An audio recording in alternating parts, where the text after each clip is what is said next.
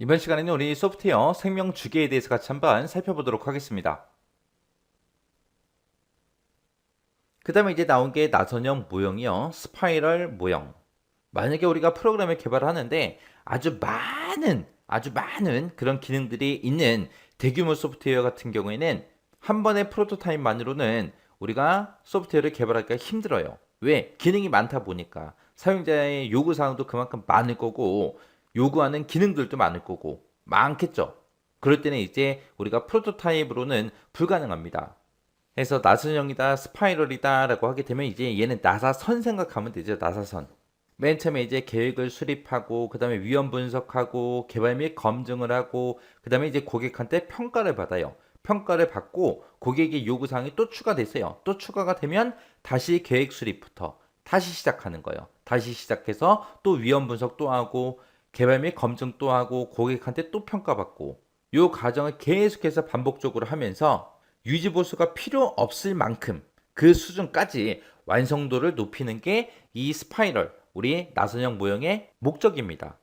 그래서 이 나선형 모형은 나사선을 돌듯이, 나사선에 따라서 돌듯이 여러 번의 소프트웨어 개발 과정을 계속해서 거치는 거예요. 거쳐서 점진적으로 완벽한 최종 소프트웨어를 개발하는 그런 모형을 보고 우리가 스파이럴, 나선형 모형이라고 그렇게 이제 부릅니다. 그래서 얘는 점진적으로 그렇게 최종 소프트웨어를 개발하는 모형이기 때문에 다른 말로 점진적 모형이라고 그렇게 이제 부르기도 해요. 얘를 이제 제안한 사람이 보엠이라는 그 사람이 제안을 했고요. 얘는 이제 폭포수 모형, 앞에서 배웠던 폭포수 모형이랑 프로토타입 모형 있죠?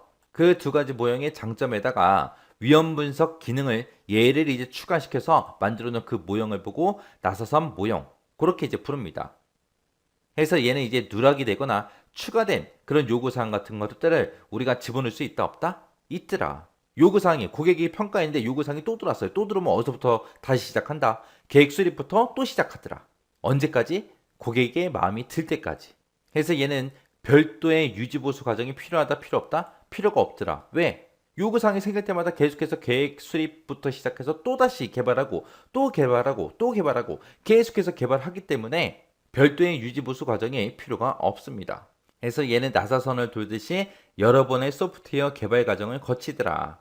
거쳐서 점진적으로 완벽한 소프트웨어를 개발하는 그런 모형을 보고 우리는 나선형, 스파이럴 모델이라고 한다. 얘는 이제 보엠이라는 사람이 개발했다.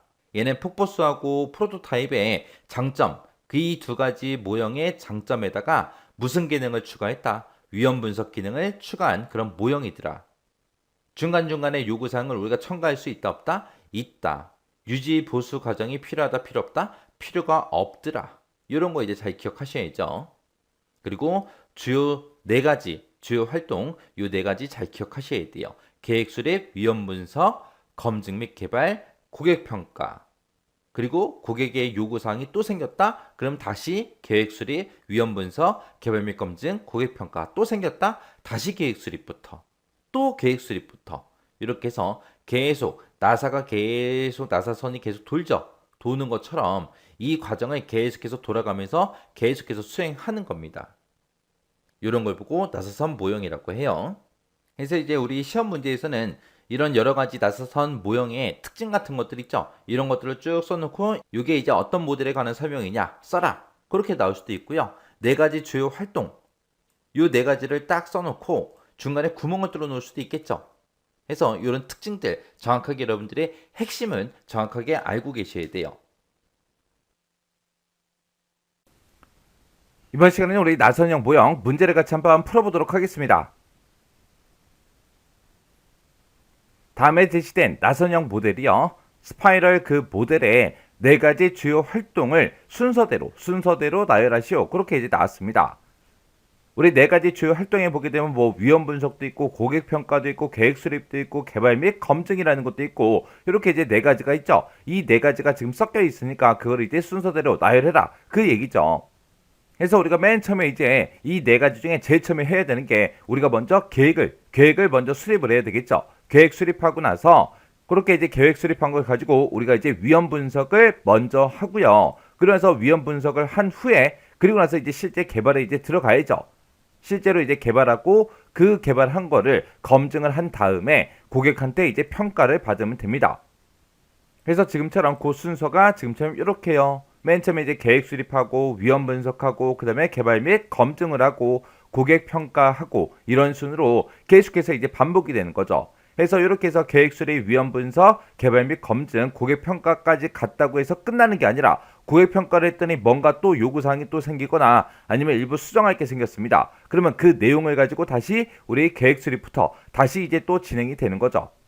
그래서 이런 식으로 여러 번의 이런 개발 과정을 거쳐서 점진적으로 완벽한 그런 최종 소프트웨어를 개발하는 그런 모형이 우리 스파이럴, 우리 나선형 모델이요.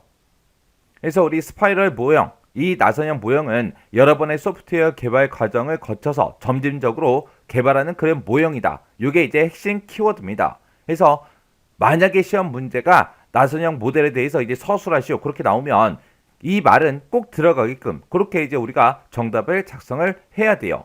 그리고 이 나선형 모델이라는 거는 보엠이라는 사람이 이제 제안해서 만들어 놓은 거죠.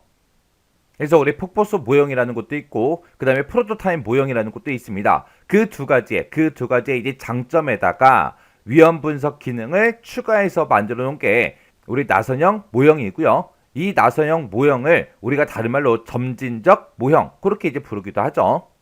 그리고 얘는 이제 계획 수립하고 위험 분석하고 개발 및 검증을 하고 고객 평가를 한 다음에 그 내용을 가지고 고객이 이제 평가한 그 내용을 가지고 또다시 계획을 수립하기 때문에 유지 보수 과정이 별도로 이제 필요가 없는 그런 모형이 우리 나선형 모형이요.